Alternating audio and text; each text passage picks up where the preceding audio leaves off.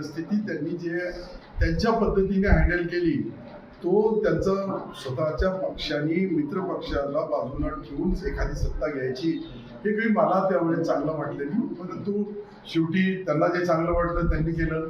आज आम्हाला जी परिस्थिती निर्माण झाली, आम्हाला जे चांगलं वाटतं आम्ही करू लागलो.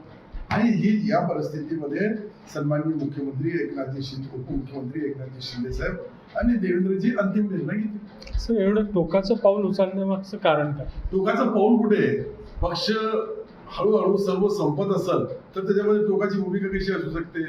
पहिली आमची जिल्हा परिषद गेली, आमची महापालिका गेली, आता आमची विधान परिषद गेली. मग ही टोकाची भूमिका आहे का? पक्षासाठी न्याय मागणे टोकाची भूमिका नाही. ही आपल्या पक्षासाठी आपण न्याय मागणं आपल्या नेत्याकडं, आमच्या मुख्यमंत्र्याकडं, आमच्या उपमुख्यमंत्र्याकडं हे काही चुकीचं नाहीये.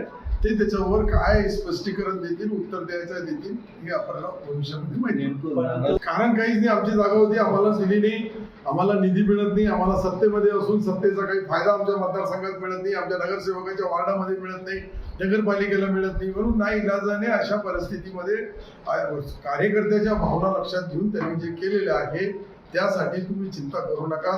वरिष्ठ नेते बरोबर याच्यावर निर्णय घेतील. पक्ष सरकार आपलंच आहे, पालकमंत्री आपलेच आहे, मंत्री महोदय बी आपलेच आहे, तरी आपण म्हणतात निधी मिळत नाहीये आणि त्यातून समजा आपण एक टोकाची भूमिका घेतली असं आपण सांगताय. एवढा उद्रेक कसा? काही उद्रेक नाही आहे. सर्व उद्रेक तुम्हाला 4 तारखेला कळून जाईल. मग मातोश्रीवर या असं मत व्यक्त केलंय ना.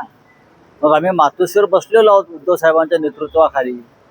मी कालही म्हणालो, जर तुम्हाला पश्चाताप झाला असेल तर पश्चाताप व्यक्त करण्याची जागा ही हिंदुहृदय सम्राट शिवसेना प्रमुखांचं निवासस्थान मातोश्री, तिथे या आणि पश्चाताप व्यक्त करा.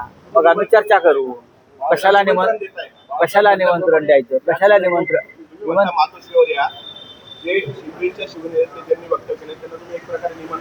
आता मी दत्ताजी गायकवाडांना सांगतो निमंत्रण पत्रिका छापा. दुसरं काय सांगू शकतो मी? अंबादास दानवेंनी पण अशा पद्धतीची